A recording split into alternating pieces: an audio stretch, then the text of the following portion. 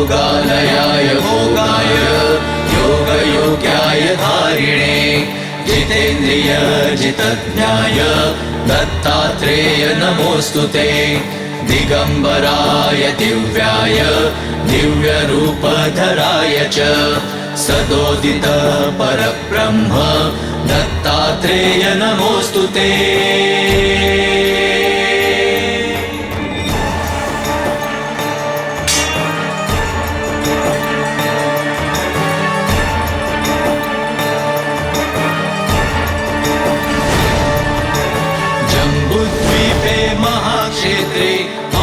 ये कैसे आनंद की अनुभूति है, और ये स्तुति कैसी है जिसका माधुर्य मेरे कानों में घुल रहा है। यह आनंद है दत्तात्रेय की वापसी का, जिससे समस्त संसार में शुभता प्रसारित हो रही है, संतुलन, स्थिरता की पुनः स्थापना हो रही है। नंदी, ये दत्तात्रेय की स्तुति है देवर्षि नारद के द्वारा। नहीं, ये संकेत अच्छे नहीं है, अच्छे नहीं है संकेत। लोहितांग, रुको लोहितांग। लोहितांग, ये विजय सरल नहीं होगी। उचित होगा तुम काशी के विनाश का विचार त्याग दो। कदापि नहीं गुरुदेव, कदापि नहीं।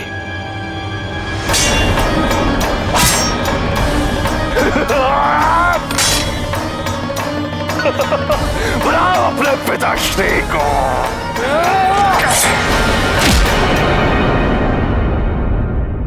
लोहितांग, हम इसे स्थगित तो कर सकते हैं। नहीं गुरुदेव, कदापि नहीं। लोहितांग, मेरी बात मानो तुम। आओ बालक, आओ।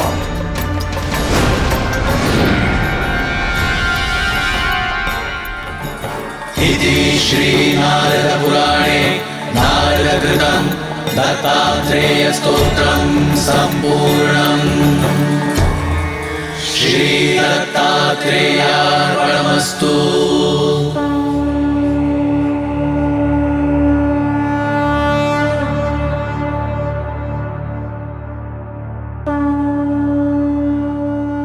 देवर्षि नारद की इस स्तुति को आज से दत्तात्रेय स्तोत्र के नाम से जाना जाएगा।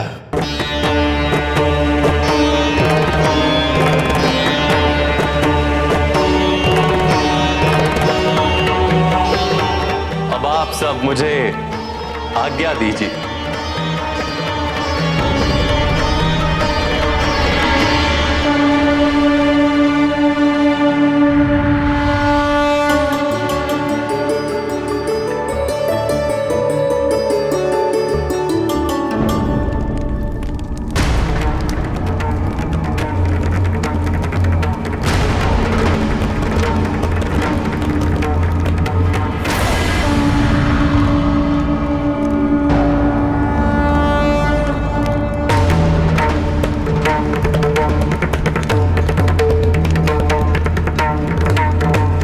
महादेव,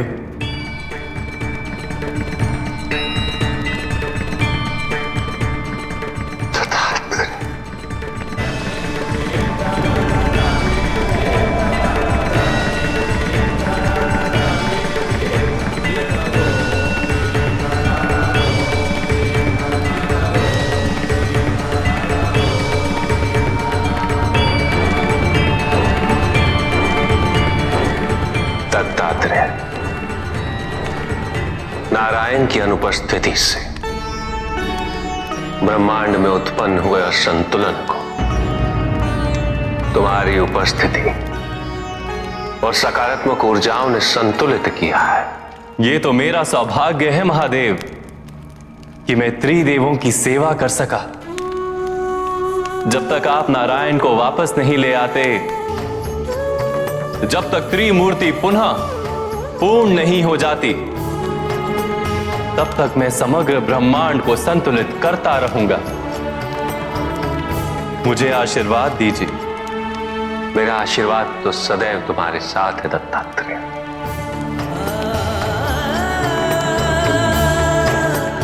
महादेव, सारा संसार आपके दर्शन हेतु, आपकी वापसी हेतु लालायित है।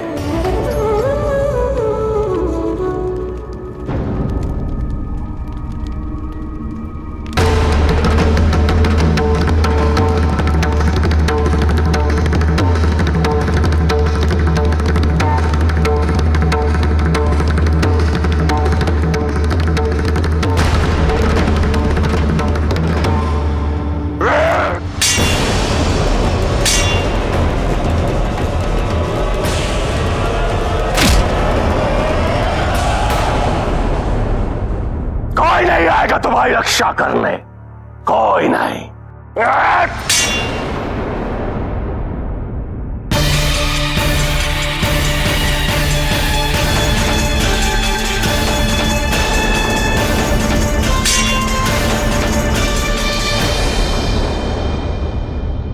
तुम्हारे पुत्र आए अपनी भ्राता की रक्षा करने के लिए।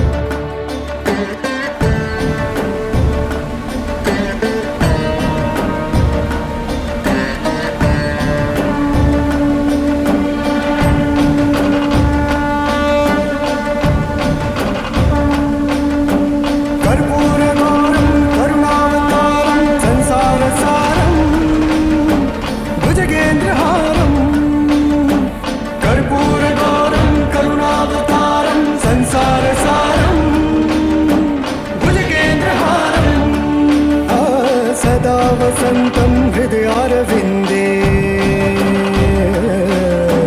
सदा वसन्तं हृदयारविन्दे भवं भवानी सहितं नमामि भवं भवानी सहितं नमामि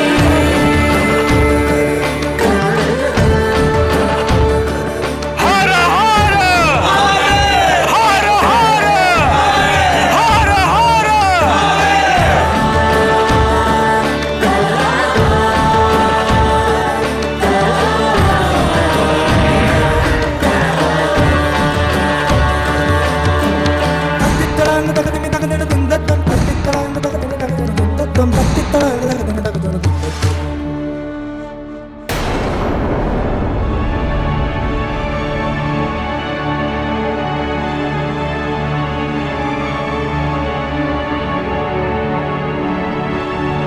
कितना सुंदर दृश्य है। महादेव के दर्शन हेतु सभी एकत्रित हुए हैं, स्वयं लोहितांग भी है ना। लोहितांग, नारद!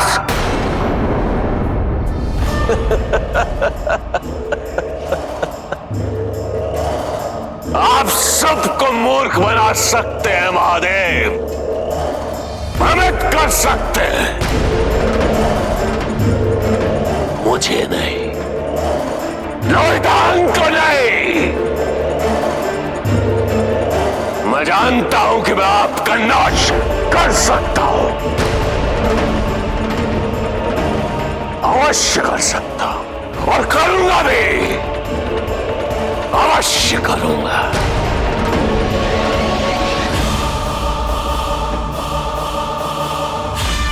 ये इन महादेव के दर्शन पाकर तुम सब इतने प्रसन्न हो रहे हो, क्या अब भी तुम्हें इनकी वास्तविकता ज्ञात नहीं हुई?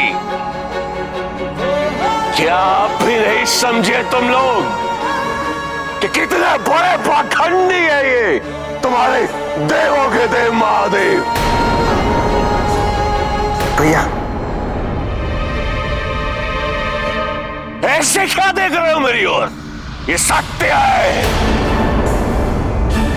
ये समस्त लोगों की चिंता करना, ब्रह्मांड की चिंता करना, ये सब पाखंडी तो है, दिखावा है ये। इस महादेव का उद्देश्य तो केवल तुम मूर्खों की दृष्टि में महान बनना है, तुम्हारा समर्पण पाना है। ये भय उत्पन्न करके कि यदि ये नहीं तो कुछ भी नहीं। तुम सबके विश्वास से है इनका अस्तित्व, और ये तुम्हारा विश्वास नहीं, अंधविश्वास है। तुम जैसों की कायरता इन जैसों की महानता का कारण। साहस करते, प्रश्न उठाते, फिर देखते कि क्या उत्तर मिलता तुम्हें महादेव से। तुम सब तो इतने भयभीत रहते हो कि कहीं ये पाप ना हो जाए। होता क्या है ये पाप और पुण्य? कभी सोचा है तुमने कि क्यों पाप और पुण्य की परिभाषा भिन्न है? ये सब देवताओं की और इन महादेव की सुविधा के अनुसार होता है, किंतु ये सब तुम्हें ऐसे भयभीत करके रखते हैं ताकि तुम इनके प्रत्येक शब्द को सत्य मान लो, परम सत्य। सदैव शीर्ष झुकाया है तुमने इनके समक्ष। यदि ये देवता, ये महादेव ये इतना ही महान है, इतना ही शक्तिशाली है, तो जब नारायण को निकल लिया तो क्या किया इन्होंने? क्या किया? ये त्रिकालदर्शी कुछ भी रोक नहीं पाए, कुछ भी नहीं। और जब नारायण की अनुपस्थिति में संसार को इनकी आवश्यकता थी तो क्या किया इन्होंने? पलायन, पलायन किया तुमने महादेव। छुप गए तुम्हारे महादेव कहीं, तुम सबको अकेला छोड़कर इस संकट का सामना करने के लिए। और लौटे भी है तो कब? जब लोहितांग इनकी प्रिय नगरी काशी पर आक्रमण करने वाला था। तुम पक्षपात नहीं करते महादेव, फिर ये क्या किया तुमने? अपनी प्रिय नगरी की स्वयं रक्षा करने के लिए आ गए तुम। देखा तुमने काशीवासियों, देखा तुम्हारे इन महादेव के लिए शेष संसार का कोई महत्व नहीं। ये पक्षपात है। क्यों केवल काशी के प्रति ही इनका इतना प्रेम? क्यों क्यों केवल काशी के निवासियों की इतनी चिंता? क्योंकि तुम्हारे महादेव का अस्तित्व इस काशी से है। यदि काशी का नाश हो जाता, महादेव का महादेवत्व भी लुप्त हो जाता। महादेव! जब सत्य सामने हो तो कुछ भी कहना अत्यंत कठिन हो जाता है ना महादेव? नहीं लोहिता, सत्य तो मुझे अति प्रिय है, और ये तुमने सत्य कहा कि ये काशी मेरी प्रिय नगरी है।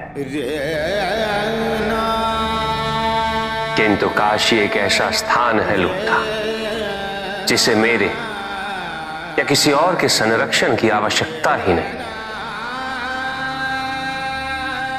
क्योंकि काशी तो स्वयं अविनाशी है। इतना ज्ञान अर्जित करने के पश्चात भी तुम इस सत्य से अनभिज्ञ कैसे रह गए? और जहां तक रहा प्रश्न कि नारायण की अनुपस्थिति में मैं कहां था, तो इसका उत्तर तुम्हें शीघ्र ही प्राप्त होगा, किंतु मुझसे नहीं, अपितु किसी और से।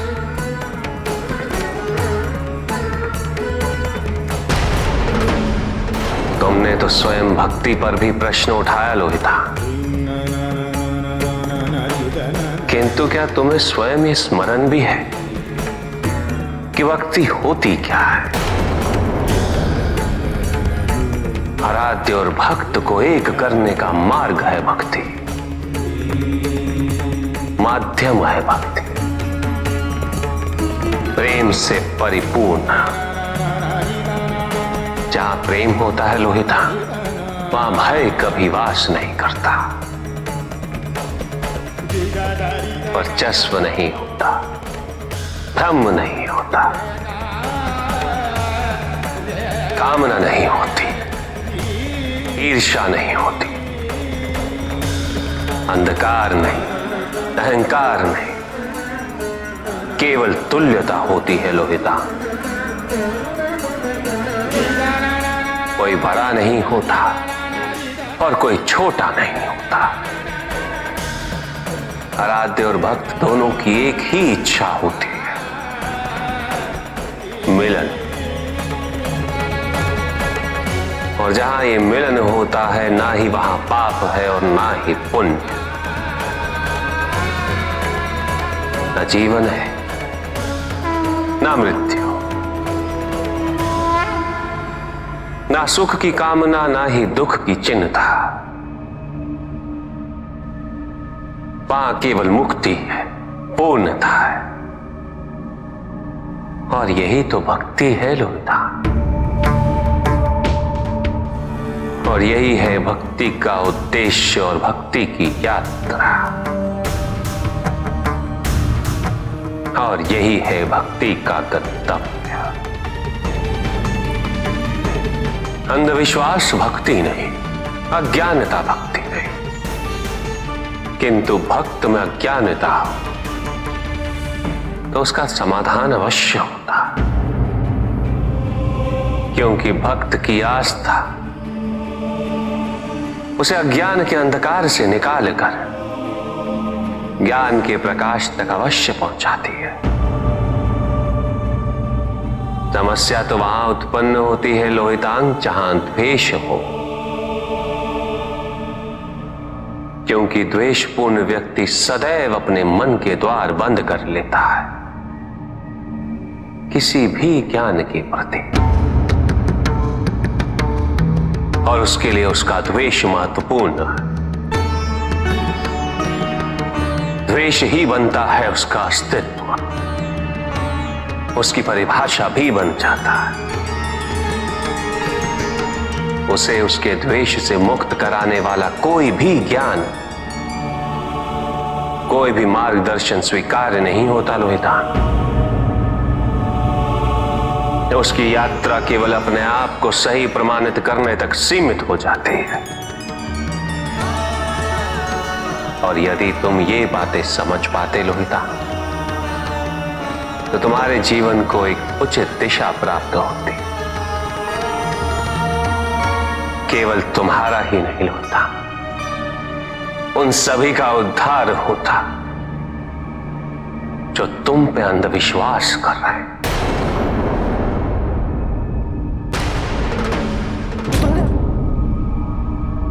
लोहितांग, मूर्ख मत बनो लोहितांग।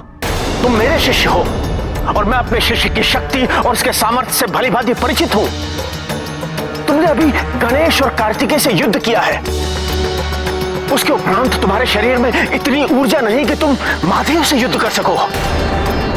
किंतु स्मरण रहे, यदि तुमने ऐसा किया तो जो स्वप्न तुमने देखा है उसे अपने हाथों से समाप्त कर दोगे। मेरी बात मानो, इस समय यहां से चलो। चलो लोहितांग। मैं लौटूंगा महादेव,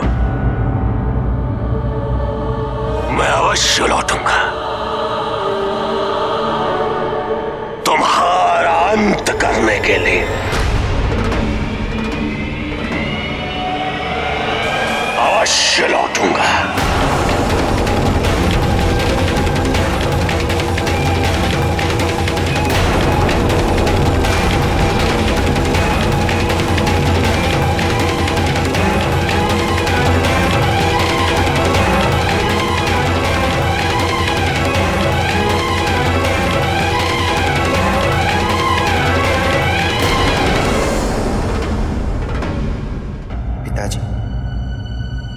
यदि इस युद्ध में कोई हमसे भूल हो गई हो तो हम आपसे क्षमा चाहते हैं। नहीं गणेश, तुमने जो कुछ भी किया वो काशी की रक्षा करने के लिए किया। इस ज्योतिर्लिंग की गरिमा की रक्षा के लिए किया, तो उसमें भूल कैसी पुत्र? किंतु ये लोहितांग समझ ही नहीं पाया कि उसके लिए ज्योतिर्लिंगों का नाश कर पाना संभव ही नहीं था, और ना ही उनके माध्यम से उसका उद्देश्य पूरा हो पाता। आपका तात्पर्य क्या है ब्रह्मदेव? लोहितांग ये सोचता है कि 12 ज्योतिर्लिंगों को क्षति पहुंचाकर वो महादेव का नाश कर सकता है, किंतु द्वेष में वो समझ ही नहीं पाया कि महादेव का अस्तित्व इन ज्योतिर्लिंगों से नहीं है। ज्योतिर्लिंगों का अस्तित्व महादेव से है। किंतु पिपलाद से प्राप्त हुए उस ज्ञान से लोहितांग की सुप्त सकारात्मकता के जागृत होने की संभावना अभी भी शेष है।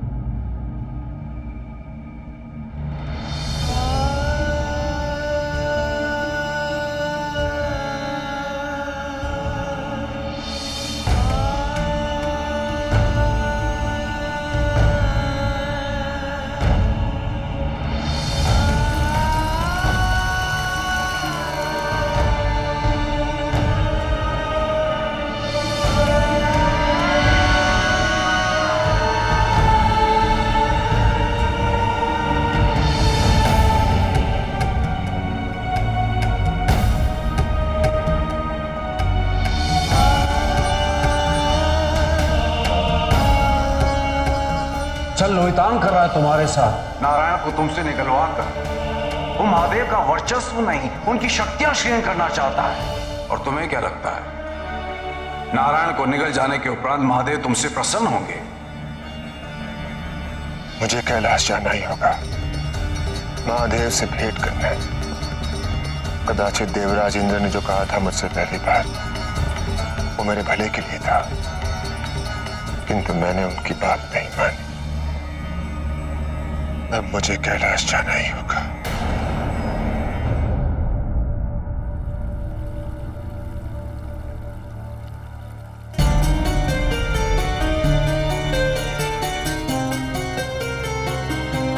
देवराज के ऐसे दुर्दिन आएंगे, किसी ने कल्पना भी नहीं की होगी।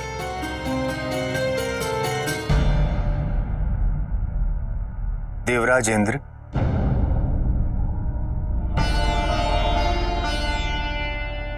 देवराज,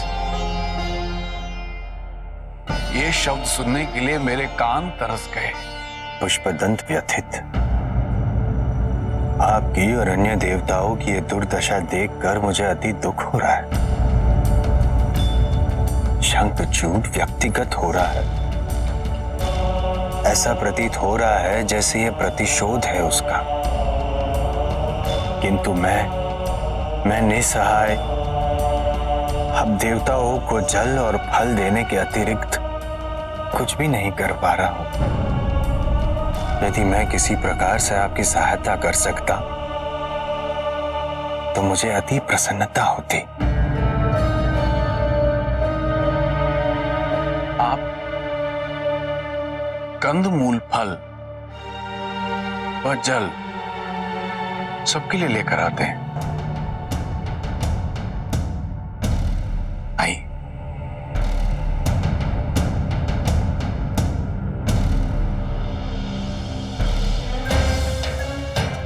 यदि मैं अन्य देवताओं से वार्ता करता हूं या भेंट करता हूं तो असुरों को मुझ पर संदेह हो जाएगा।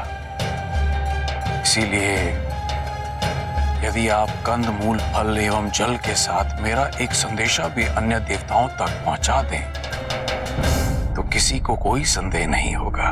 पुष्पदंत विस्मयित। देवराज इंद्र, दीजिए आदेश। क्या है संदेश? उनसे कहिएगा कि भोजन उपरांत वो मुझसे यहीं आकर मिल ले। किंतु ये असुर क्या आपको अन्य देवताओं के साथ भेंट करने देंगे? पुष्पदंत, अचंभित ना हो। यदि हम परिश्रम कर रहे हैं तो असुर भी तो परिश्रम कर रहे हैं। इनका भी भर पेट जलपान होना चाहिए, भर पेट। समझ गए ना? जाइए। शंखचूड, अब तुम्हें ज्ञात होगा कि असल देवराज कौन है। और रहा प्रश्न लोहितांग का, वो तो महादेव के लौट आने के आघात से ही उबर नहीं पाया होगा।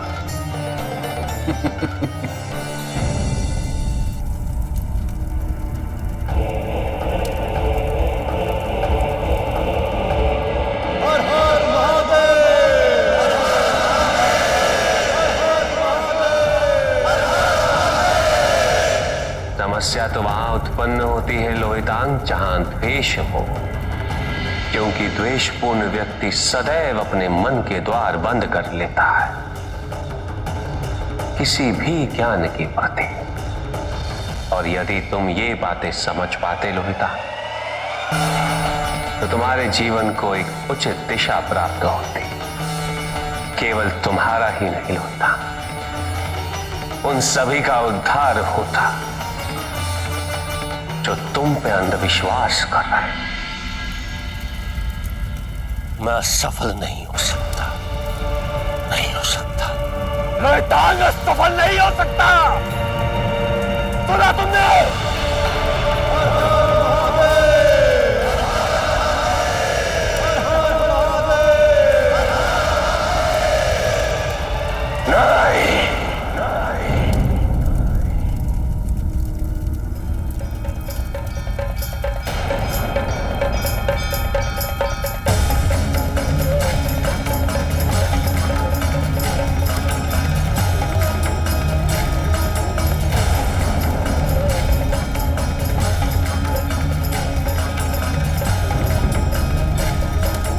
ऐसा प्रतीत होता है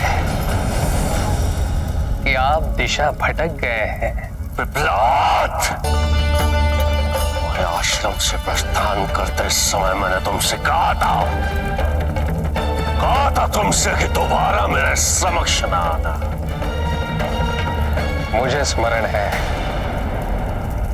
परंतु क्या आपको यह स्मरण है कि मैंने उसका उत्तर क्या दिया था?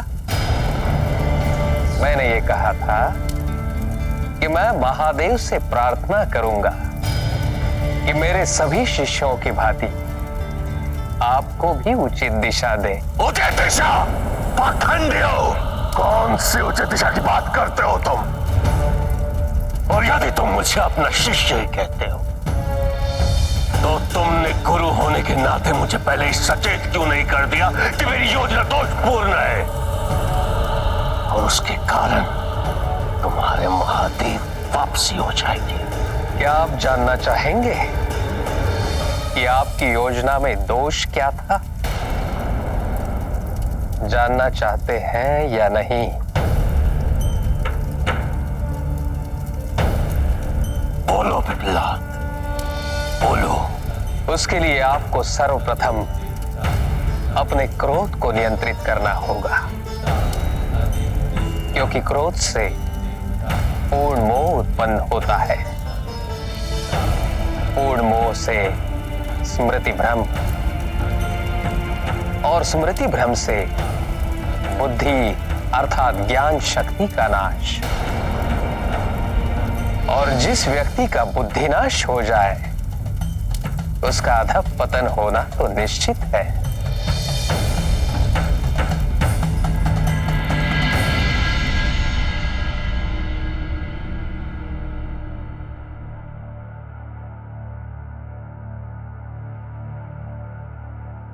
देवों में तो पारस्परिक निर्भरता है पिपलाद। नारायण के बिना ये तुम्हारे महादेव वापस कैसे आ गए? कैसे संभव हुआ ये असंभव? तुमने मुझे सभी ज्योतिर्लिंगों का ज्ञान भी दिया था पिपलाद, फिर भी ऐसी कोई बात अवश्य थी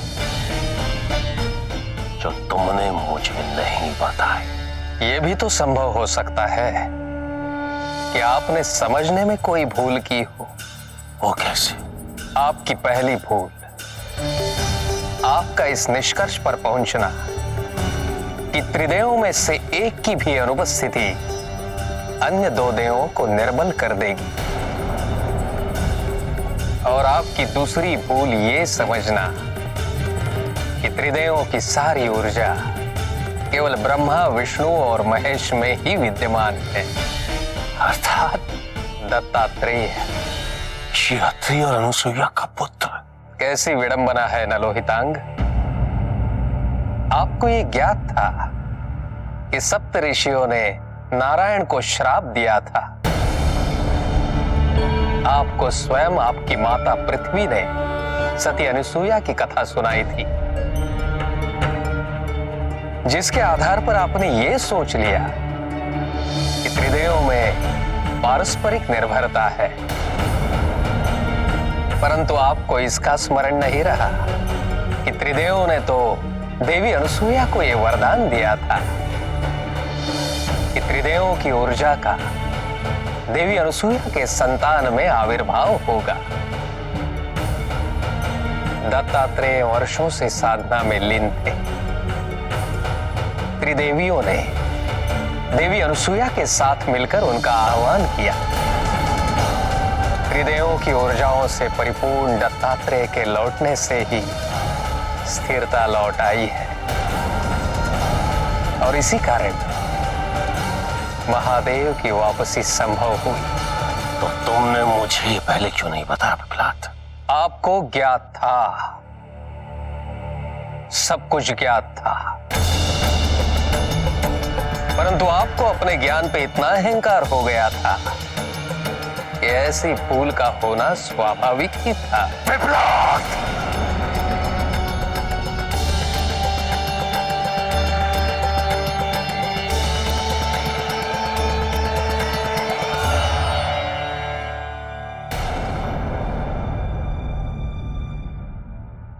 सत्य ज्ञात होते हुए भी आपको उसका विस्मरण हो गया और परिणाम आपकी असफलता। इसी प्रकार आप और भी कई सत्य जानते हैं लोहितांग, परंतु जब तक आप अपने अहंकार को नहीं त्यागते, जब तक प्रतिशोध की भावना से मुक्त नहीं हो जाते, तब तक आपको इन तथ्यों का विस्मरण होता रहेगा। आप सत्य को जानते हुए भी पहचान नहीं पाएंगे, असफलता ही मिलती रहेगी। इसलिए परिवर्तन, दृष्टिकोण में परिवर्तन अनिवार्य है। दृष्टिकोण ही आपके जीवन की सफलता का रहस्य है लोहितांग। स्मरण करो लोहितांग, 12 ज्योतिर्लिंगों का वो दिव्य प्रकाश जिसके आपको दर्शन हुए थे।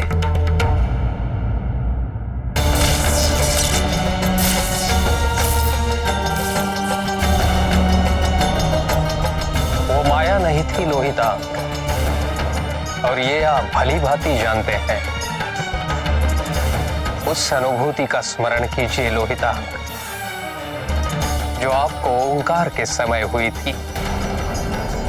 स्मरण करेंगे तो पाएंगे कि उस क्षण आप में न द्वेष था, न क्रोध, न प्रतिशोध। आप हर प्रकार की नकारात्मकता से मुक्त थे।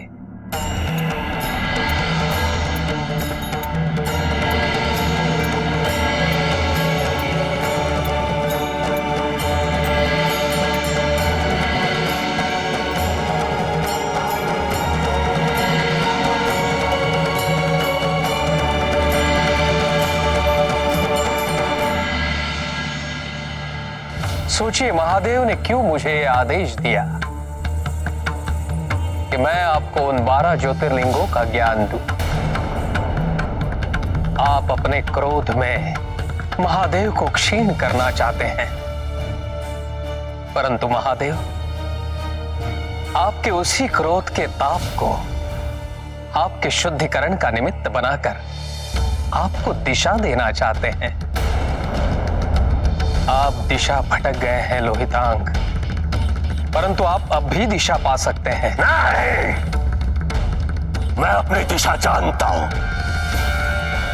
अंदर को दिए हुए वचन की पूर्ति करनी है मुझे। उनके साथ हुए अन्याय का प्रतिशोध लेना है। यही है लोहितांग का गंतव्य। महादेव की पराजय ही मेरा लक्ष्य है, और मैं वो लक्ष्य प्राप्त करके ही रहूंगा। महादेव को पराजित करेगा उनका ही अंश, लोहितांग।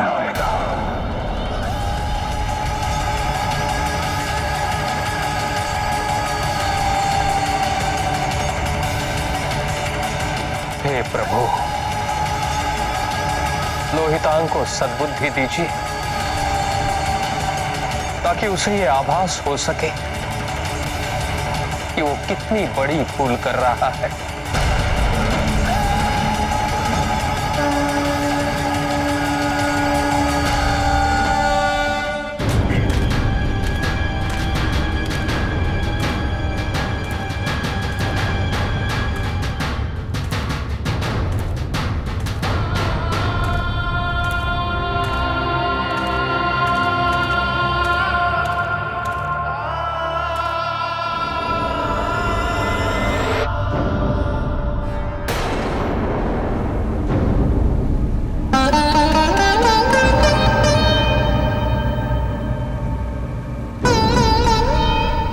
स्वामी, हम आपकी व्यथा समझते हैं। आपने बारंबार लोहितांग की ओर सहायता का हाथ बढ़ाया और उसने सदैव उपेक्षा की है।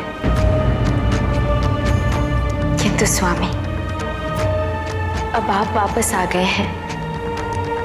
भ्राता नारायण भी शीघ्र ही लौट आएंगे।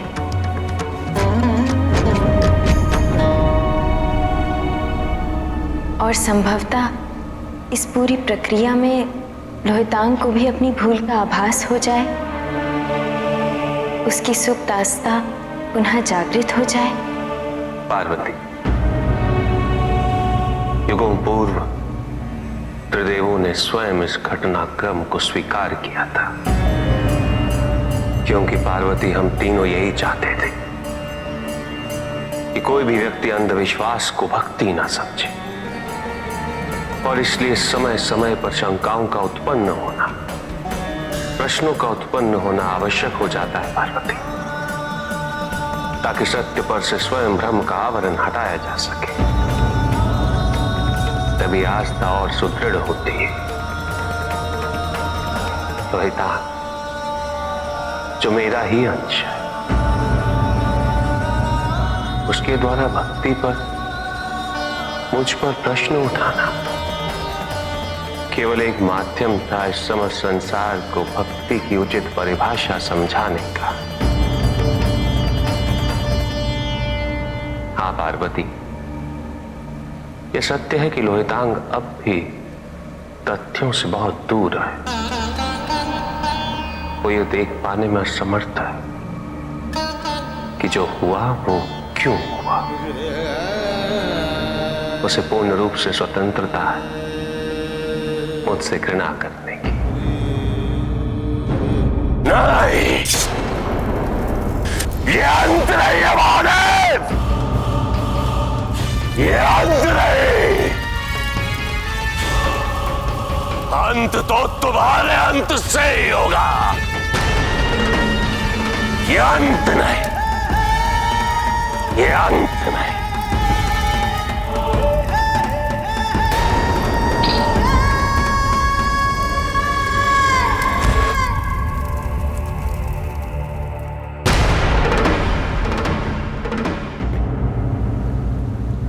मुझे चिंता इस बात की है पार्वती कि मेरे प्रति उसकी ये घृणा, उसका ये द्वेष, ये क्रोध, ये केवल उसे ही क्षति पहुंचा रहा है। टूटता जा रहा है वो, अंदर ही अंदर नष्ट हो रहा है वो। और मेरे लिए ये देख पाना सरल नहीं है